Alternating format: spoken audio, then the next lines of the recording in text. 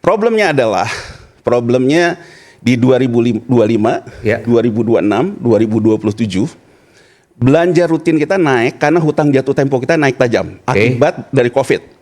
Jadi Bang Aiman, kalau kita lihat hutang kita net kenaikan terbesar itu terjadi di 2020 netnya. Jadi kan akumulasinya orang bilang sampai 8.000 dan sebagainya. 2020. Nah, hutang kita in average rata-rata jatuh tempo di 300, 400 setiap tahunnya, gitu ya. Yang kemudian Itu udah plus bunga belum? bukan hutang pokoknya dulu. Pokoknya oke. Pokoknya Belum dulu. bunga itu ya. Nah, Bu Sri Mulyani sebagai Menteri Keuangan kira-kira di Oktober atau November ya di Komisi 11 ya di DPR, dia bilang bahwa kita mengalami smooth landing. Dia bilang apa? Stabilitas sistem keuangan.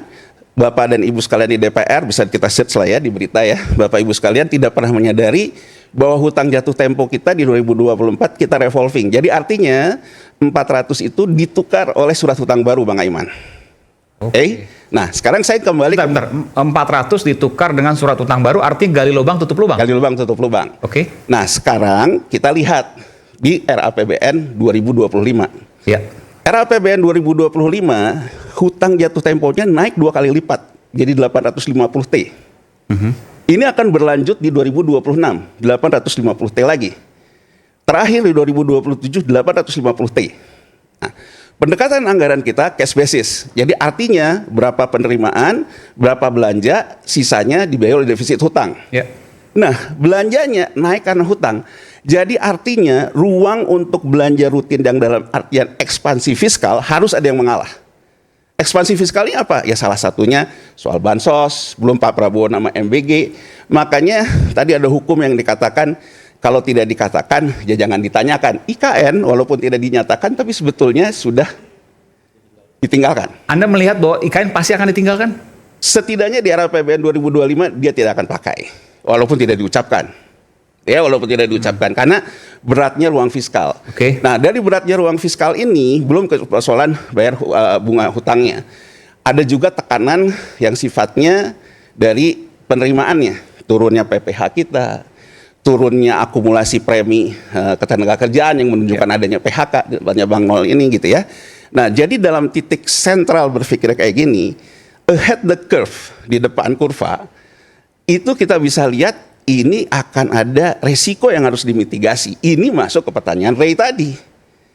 Ke pertanyaan Ray tadi, kalau kita lihat ahead the curve, kalau dia bisa mengelola dengan baik, gitu ya, tidak akan terjadi gejolak, tidak akan terjadi harus terpaksa tidak memberikan lagi bansos dan sebagainya, mungkin tidak ada apa-apa.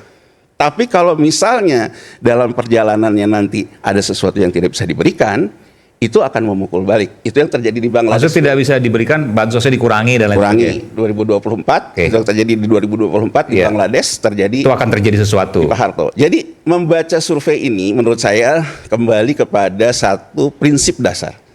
Kawan terbaik dari pujian adalah kritik. Ya. Tadi pembahasannya politik, dukung Prabowo, dukung Jokowi.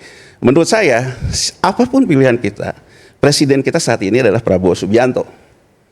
Mendukung Prabowo Subianto bukan juga dengan meninabobokan dia dengan persepsi hasil survei. Tapi kita sebagai rakyat bersuara, kita juga perlu baca ke depan Pak, resiko kita ini. Kita membutuhkan harapan Anda on comment. Sebagai pemimpin yang kuat, memimpin masa-masa sulit ini. Nah, secara ekonomi sulit ini. Sulit, Depan. ya. Jadi Sulit. artinya, Tapi sebentar ini, kan tadi bisa istilah revolving. Nah. Gali lubang, tutup lubang. Jatuh tempo 2025, gali lubang, tutup lubang. Kita utang lagi. Meskipun nanti dengan konsekuensi lebih tinggi bayarnya. Oke. 2026, 850 triliun juga demikian. Apakah mungkin seperti itu? Gini ya Bang Iman ya, sekarang penerimaan negara, Ya. katakan 100. Kita ngomong belanja rutin, non bayar bunga hutang, kemudian bayar jatuh tempo, katakan aja pakai angka Oktober deh. Angka Oktober keseimbangan primernya masih surplus sekitar 39 triliun. Tapi setelah bayar bunga hutang jadi defisit 939. Artinya kalau hutangnya, beban hutangnya nambah, keseimbangan primernya pun akan negatif. Artinya apa? Buat belanja rutin yang sifatnya dibayar penerimaan negara, tidak bisa dibayari oleh hutang. Gini loh, gampangnya gini. Penerimaan 100 nih Bang Aiman ya. kemudian ada 100 belanja rutin. Ya. Nerusin bansos, MBG dan sebagainya lah, itu 100. Tapi kemudian ada tambahan harus bayar hutang, itu belanja rutin juga, Oke. hutang jatuh tempo.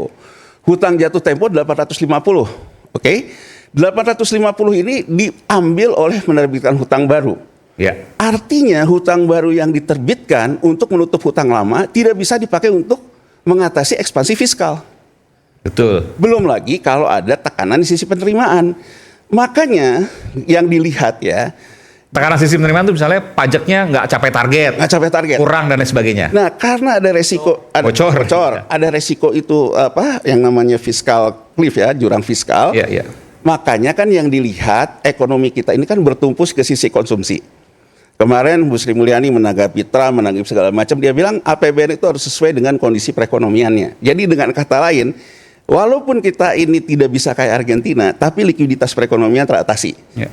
Itu juga mengkonfirmasi kenapa konsumsi kita naik, tapi underground ekonominya juga naik, pinjol naik, ada judol, ya, ada segala macam. Nah, kalau ini sekarang misalnya dipaksakan naik ke atas, ya udah deh, walaupun masyarakat misalnya nutupin oleh pinjaman, oleh makan tabungan, artinya satu-satunya potensi penerimaan negara ada di konsumsi. Makanya idenya naikin PPN, konsumsi. Nah, apa yang saya baca bahwa Pak Prabowo membaca ahead the curve, dia di last minute di 31 Desember di Departemen Keuangan, dia batalkan. Karena kalau Bang Aiman perhatikan, kalau kita lihat real time, kita analisa kecenderungan medsos, ya medsos kelas menengah yang tadinya juga memilih Pak Prabowo dan segala macam, kelas menengah mulai menemukan konsolidasi musuh bersama, kenaikan PPN, Ya. kenaikan pajak, dia batalkan, dia paham betul bahwa kalau dia lakukan ini, surveinya sekarang begini, tapi di 2025 bisa mempercepat kelas menengah yang melakukan konsolidasi musuh bersama. Itu jelas. Jadi kalau saya lihat, terlepas dari hasil survei ini, Pak Prabowo jelas melihat bahwa dia harus menghentikan yang namanya musuh bersama yang terkonsolidasi di kelas menengah.